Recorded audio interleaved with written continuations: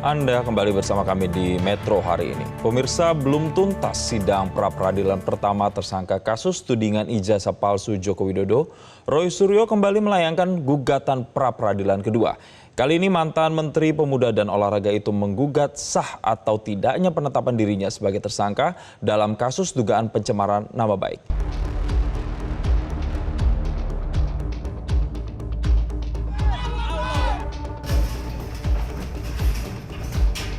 Sidang pra-peradilan pertama yang masih bergulir di Pengadilan Negeri Jakarta Selatan belum berakhir, namun kini Roy Suryo bersama tim kuasa hukumnya kembali mengajukan permohonan pra-peradilan baru.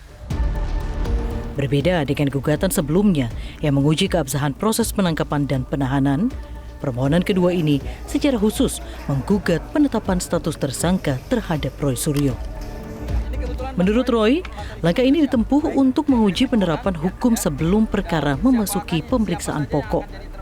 Ia juga menegaskan, pengajuan pra-peradilan bukan dimaksudkan untuk mengulur waktu, melainkan memanfaatkan hak hukum yang diberikan dalam ketentuan KUHP.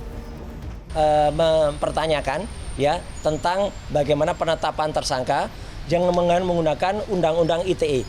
Karena kita tahu semua, Undang-Undang Informasi dan Transaksi Elektronik itu dibuat atas kebutuhan mendesak negara Republik Indonesia untuk persoalan ekonomi e-commerce waktu itu.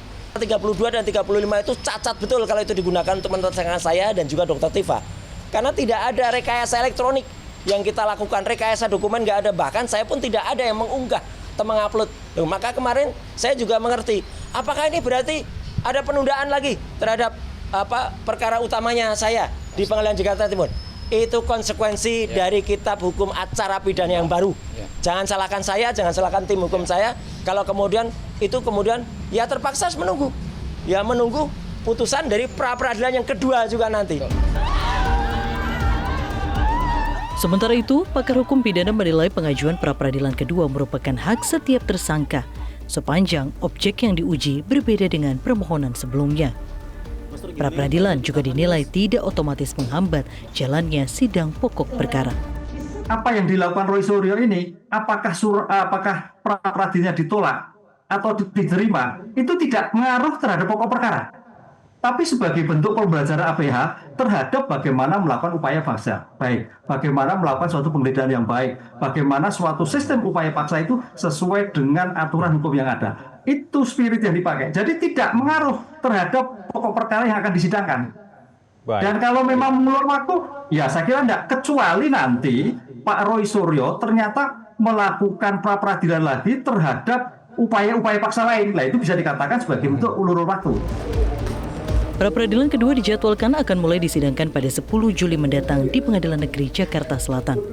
Sementara, pra-peradilan pertama perihal keabsahan proses penangkapan dan penahanan akan masuk pada tahap putusan yang akan dibacakan pada 7 Juli mendatang.